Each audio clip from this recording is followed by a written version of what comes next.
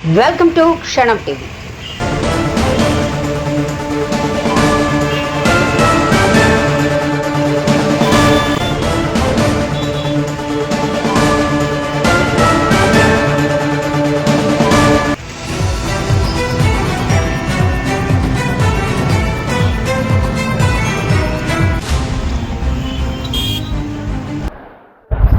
అందరికీ నమస్కారం.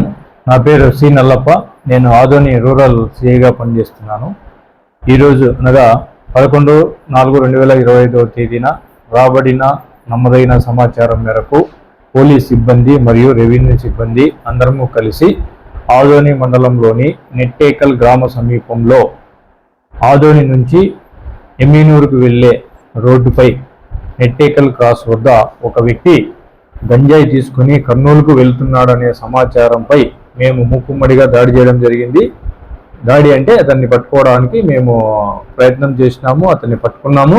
అతన్ని తనిఖీ చేయగా పెద్ద మనుషుల సమక్షంలో అతని దగ్గర 312 గ్రాముల గంజాయి దొరికింది.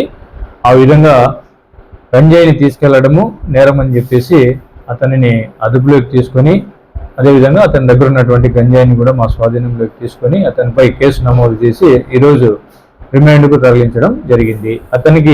అతను కర్నూలులో ఎవరికైతే ఇస్తున్నాడో అతని పేరు వచ్చేసి కురుబ కోదండరాముడు, ఆదోని మండలము చిన్నపెండేకల్ గ్రామము. అతను ఎవరికైతే కర్నూలుకు వెళ్ళి ఇవ్వాలనుకుంటున్నారో ఆ ఇద్దరిపై కూడా కేసు నమోదు చేయడం జరిగింది. త్వరలో వాళ్ళిద్దరిని కూడా పట్టుకొని చట్టపరంగా వాళ్ళ మీద చర్యలు తీసుకునగలము.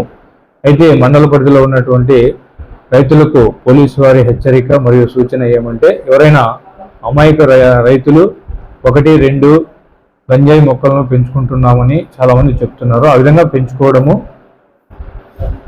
దగ్గర ఈ గంజాయి ఆకులను ఉంచుకోవడము చట్టరీత్యా నేరము. కాబట్టి ఎవరు కూడా అటువంటి పనులు చేయొద్దని చెప్పేసి, ఆ విధంగా చేసినట్లయితే చట్టపరంగా కఠినమైన చర్యలు తీసుకుంటామని చెప్పి ఈ సందర్భంగా రైతులందరినీ కూడా హెచ్చరిస్తున్నాము. అవును, సయ్యద్ హబీబ్ బాషా, షాకిబ్ హుసేన్ అనేటువంటి ఇద్దరికి కూడా ఇతను గతంలో అమ్మినట్లు మా దగ్గర ఒప్పుకున్నాడు. వాళ్ళని కూడా త్వరలో పట్టుకొని వాళ్ళ మీద కూడా చట్టపరంగా చర్యలు తీసుకుంటాం. నా పేరు సి నల్లప్ప. నేను ఆదోని రూరల్ సిఐ.